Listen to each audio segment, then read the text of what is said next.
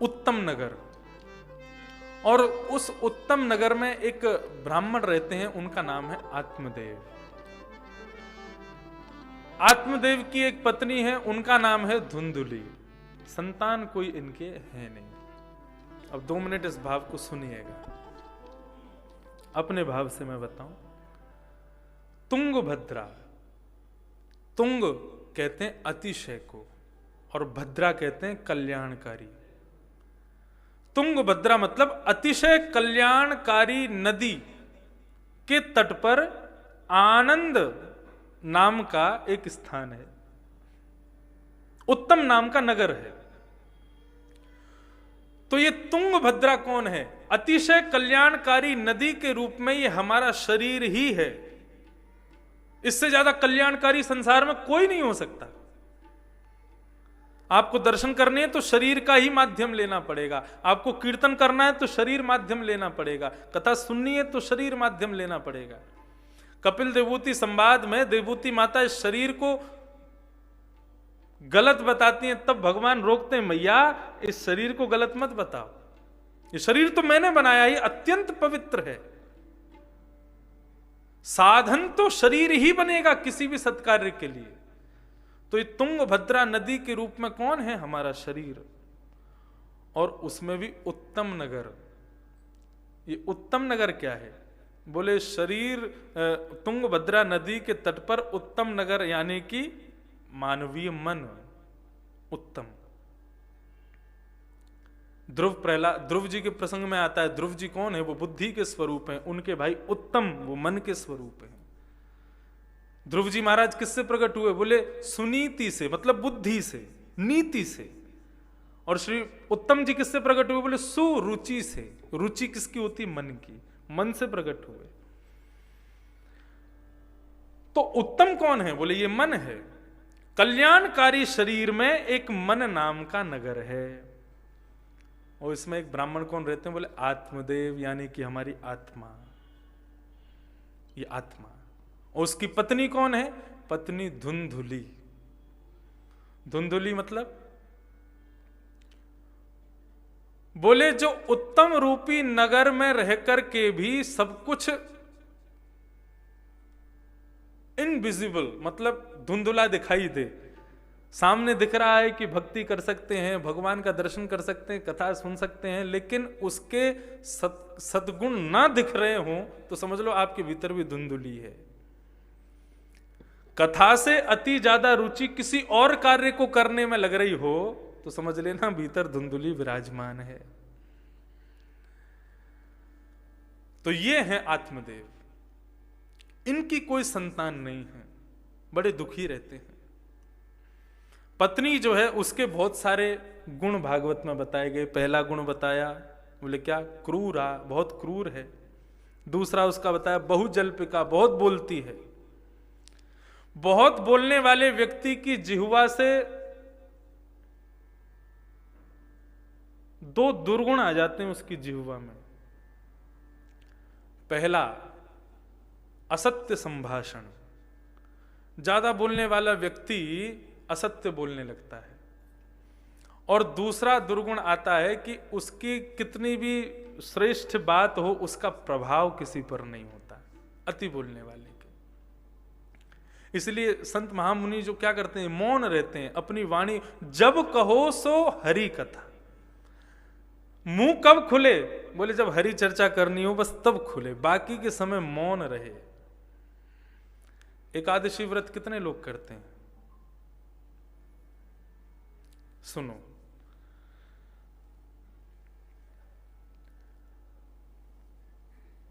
व्रत केवल एक रसना इंद्रिय का नहीं होना चाहिए। व्रत प्रत्येक इंद्रिय को एकादशी करवानी चाहिए। एक बार की एकादशी जिह्वा को दे दी तो क्या किया आपने? अन्न नहीं खाया, लेकिन कानों से खूब आपने गीत सुने, आंखों से खूब पिक्चर देख रहे हो, हैं, खूब गा रहे हो, बजा रहे हो, सब काम कर रहे हो? नहीं। एक व्रत जिह्वा का। अगली एकादशी किसकी रखो? बोले कानों की। कानों को व्रत करवाना है। क्या? बोले पूरे 24 घंटा ठाकुर जी का नाम संकीर्तन और कथा सुनेंगे। जितना हो सकेगा पूरी एक एकादशी कान का व्रत होना चाहिए, एक एकादशी नेत्रों का व्रत होना चाहिए। क्या बोले? केवल हरि और हरि संबंधी वस्तुओं का दर्शन करेंगे। आज की एकादशी ठाकुर जी का दर्शन करेंगे, ठाकुर जी के प्रेमियों का दर्शन करेंगे, ठाकुर जी के भक्त वृंदों का दर्शन करेंगे, ठाकुर जी के तीर्थों। ठीक है, श्रेष्ठ है। श्रीमद् भागवत के अनुसार तो श्री प्रहलाद जी महाराज कह रहे हैं, न दानम न तपो नेज्य न शौच्यम न व्रतानि च प्रीयते अमलया भक्त्या हरिरन्य विडम्बनम्। न दान से, न तप से, न शौच से, न पवित्रता से, न व्रत से, स्पष्ट कहा न व्रतानि च। प्रहलाद जी कह रहे हैं इन सब क्रियाओं से मेरे ठाकुर जी आपको कभी नहीं मिलेंगे। तो कैसे मिलेंगे? बोले प्रीयते अमलया भक्त्या, अमल निर्मल भक्ति हृदय में हो तो ठाकुर जी मिल जाएंगे। और वो निर्मलता आएगी कैसे? वो ऐसी आएगी, केवल जीव को एक दिन अन्न ना देने से मन पवित्र हो, बड़ी कृपा भगवान की, लेकिन होता नहीं है। प्रत्येक इंद्रिय को करके देखो, आनंद आ जाएगा। और एक दिन का व्रत कैसा हो? बोले आज जिह्वा का व्रत है। जिह्वा के दो व्रत हो सकते हैं। एक व्रत तो आप अन्न वाला करते हो, जो अन्न नहीं खाते और केवल फल फूल आदि खा करके ही एकादशी मनाते हैं। एक व्रत क्या रखो? मौन, अपने शब्दों को रोको, बचाओ। आज मौन ही रहेंगे, कुछ बोलेंगे नहीं ऐसे एकादशी। ऐसे ये नवीन नवीन, अरे रोज रोज दाल चावल खाने से भी आदमी बोर हो जाता है। एक सी एकादशी हर बार ठाकुर जी को निवेदित करोगे, ठाकुर जी भी बोर हो जाएंगे। हर बार की एकादशी में कुछ नवीनता हो, तो ठाकुर जी को भी सुख मिले, आनंद आवे।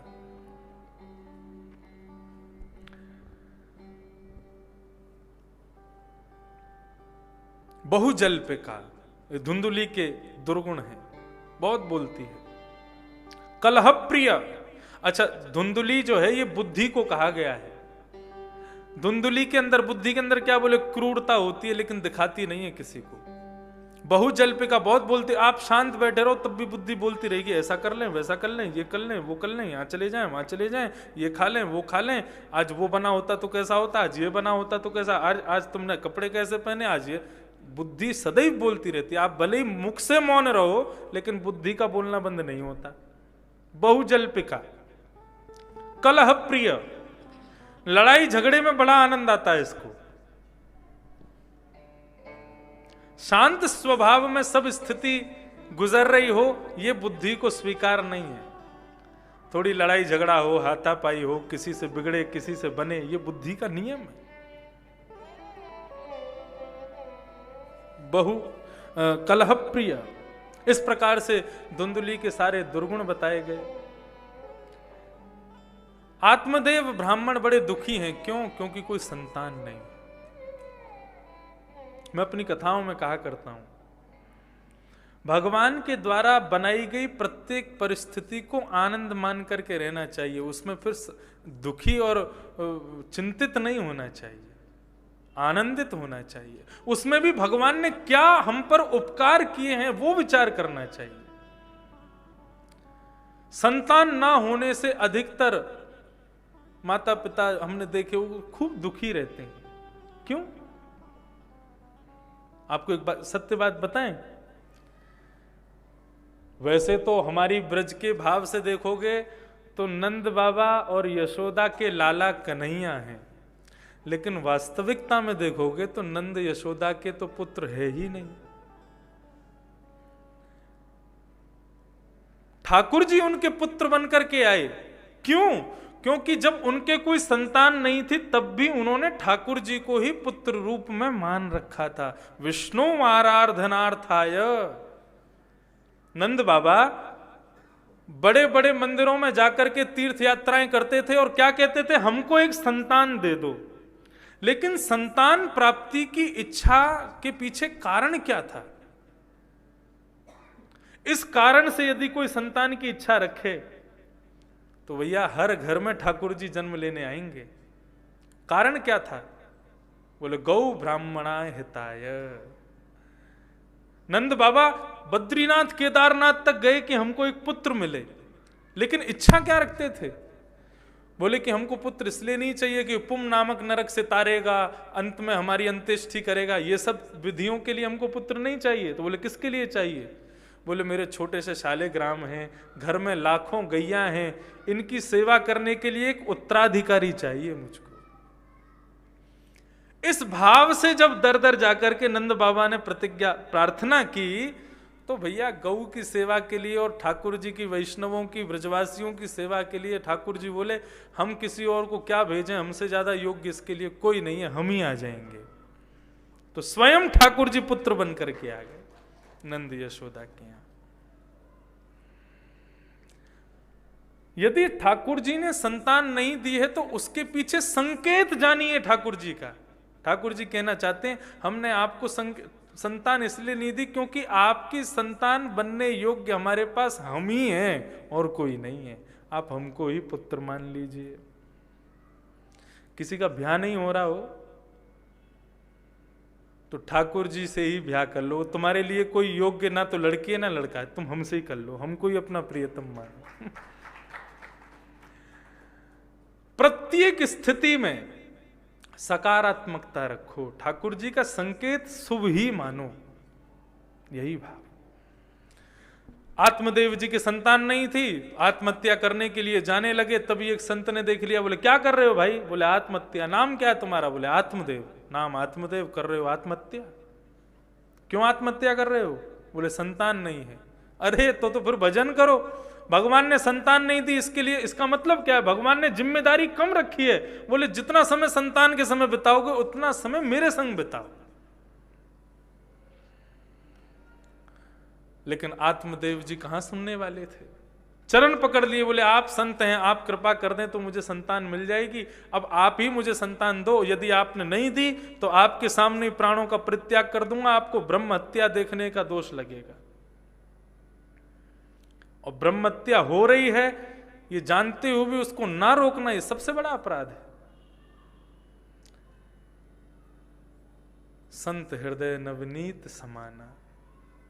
संत ने अपने झोले से एक फल निकाल के दिया, बोले वैसे तो तुम्हारे 7 जन्म तक कोई संतान नहीं है, लेकिन अपने संपूर्ण जीवन की तपस्या का फल मैं तुमको देता हूं, इस फल को ले जाकर के अपनी गृहिणी को खिला देना, और 1 वर्ष के लिए कुछ नियम बता रहा हूं, उन नियमों का पालन करोगी तो तुम्हारे घर में एक पुत्र जन्म लेगा, बड़ा वैदुष्य रूप उसका होगा, परम ज्ञानी वो होगा।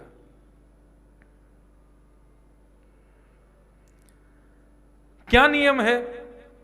सत्यम शौचम दया दानम एक भुक्तम तु भोजनम वर्षावधि स्त्रिया कार्यम तेने पुत्रोति निर्मल। 1 वर्ष तक इन नियमों का पालन करना है। किन नियमों का पालन? पहला सत्य। गर्भवती माताओं को कम से कम जितने दिन बालक गर्भ में है उतने दिन तो ये नियम अपनाने ही चाहिए। पहला सत्य ही बोलें, हमसे कोई असत संभाषण ना होवे, ये प्रयास करें।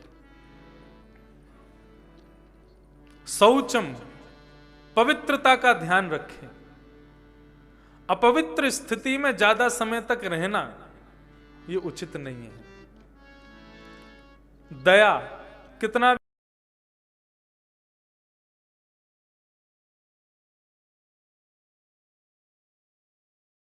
एक श्रेष्ठ पुत्र का जन्म होता है। इस प्रकार का भाव उन संतों ने बताया और बता करके आत्मदेव को फल दिया, जा करके अपनी पत्नी को दे दो। आत्मदेव जी लौट करके आए, कहा था पत्नी को फल खिला देना, लेकिन आत्मदेव जी ने केवल फल दे दिया। अब पत्नी तो धुंधली है, उसने सोचा फल खा लूंगी, गर्भवती हो जाऊंगी, आदि आदि सब बातें सोचने लगी। जहां जाऊंगी जा ना पाऊंगी, किसी से लड़ ना पाऊंगी। तो उसने कहा हमारे घर की गैया भी बांझ है, इसको खिला देती। गाय को बांझ गाय को फल खिला दिया और स्वयं अपनी एक बहन के पुत्र को ही गोद ले लिया। गौ माता ने जिस बालक को जन्म दिया उसके कान बड़े बड़े हैं। 2-2 पुत्र घर में हो गए। आत्मदेव जी ने कहा भैया सुंदर नाम रखेंगे इसका बालक का। बोले कि ये मैंने जन्म दिया है, मैं नाम रखूंगी इसका, मेरा नाम धुंधुली, इसका नाम धुंधुकारी। ठीक है, तो बड़े का नाम तुम रखो, छोटे बालक का हम रख देंगे। तो गौ के जो पुत्र हुए उनका नाम गोकर्ण रखा गया। गोकर्ण का मतलब इसलिए नहीं है क्योंकि वे गाय के पुत्र हैं, गाय जैसे कान हैं उनके। गोकर्ण का भाव ये भी है, गौ कहते हैं ज्ञान को और कर्ण कहते हैं कान को। जो कान से केवल ज्ञान की बात ही श्रवण करे, अन्यथा बकवादों को श्रवण ना करता हो, उसको गोकर्ण कहते हैं। 3 घंटा 4 घंटे के लिए ही सही यहां बैठे समस्त वैष्णव जन जो कथा सुन रहे हैं सब गोकर्ण के स्वरूप होते हैं। क्यों? कुछ बाहर की बात नहीं सुनेंगे, सब सुंदर बात श्रवण कर रहे हैं। गोकर्ण। दोनों बालक धीरे धीरे बड़े हुए। गोकर्ण पंडितो ज्ञानी धुंधुकारी महाखल। गोकर्ण बड़ा पंडित बना, धुंधुकारी खल बना। धुंधुकारी अपने माता पिता से धन मांगता है और उनको जाकर के असद स्थानों पर व्यय कर देता है। ऐसी स्थिति आ गई कि माता पिता धन देने से मना करते हैं तो अपने माता पिता पर ही हाथ उठा देता है। ऐसा दुष्ट हुआ धुंधुकारी। पिता को ग्लानि हुई, बोले इससे अच्छा तो मैं बिना पुत्र का ही था। ये पुत्र के आने से जीवन में तो संकट और बढ़ गए। घर बार छोड़ करके एकांत में बैठे थे दुखी। तभी वहां पर छोटे पुत्र गोकर्ण पहुंचे। बहुत सावधानी से सुनिएगा। श्री गोकर्ण जी महाराज कहने लगे पिताजी क्यों दुखी हैं आप? उन्होंने कहा ये ऐसा पुत्र पाकर के कौन पिता सुखी रहेगा? तुम ही बताओ गोकर्ण, अब मैं क्या करूं? तब गोकर्ण जी महाराज ने 2 श्लोकों में अद्भुत ज्ञान, हमारे परम पूजनीय दादा गुरुदेव अनंत श्री विभूषित श्रीमद् भागवत के सचल विग्रह श्री रामानुज प्रपन्नाचार्य गुरु जी कहते थे ये 2 श्लोकी भागवत है जो श्री गोकर्ण जी महाराज कह रहे हैं। बहुत भाव से सुनिएगा। अद्भुत, आज के प्रसंग का केंद्र बिंदु। इसको श्रवण करके हम कथा को विश्राम देंगे। गोकर्ण जी महाराज क्या कह रहे हैं? देहे स्थिमां सरुधिरे अभिमतिं त्यजत्वम् जाया सुतादिषु सदा ममतां विमुञ्च पश्यानिशं जगदिदं क्षणभङ्गुनिष्ठं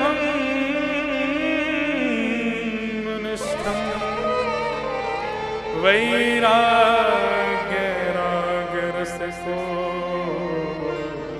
भवभक्तिनिष्ठः।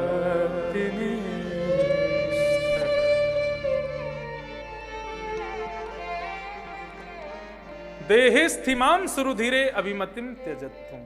सावधानी से सुनिएगा।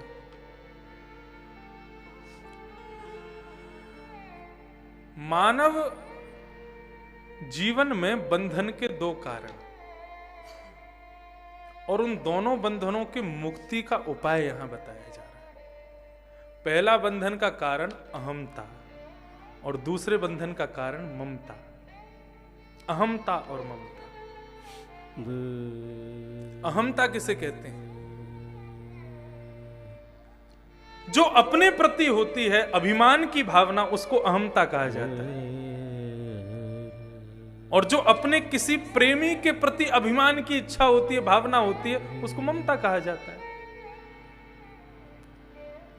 ये अहमता और ममता, ये दोनों ही बंधन के कारण हैं पिताजी। कैसे दूर किया जाए? सबसे पहले जब तक आप स्वयं से देहाभिमान से शून्य नहीं होंगे, तब तक आपके हृदय से ममता नहीं जाएगी। जब तक आपके देह का अपना अभिमान नष्ट नहीं होगा, तब तक आप अपने शरीर से संबंध रखने वालों से जो आपका ममत्व है वो दूर नहीं कर पाओगे।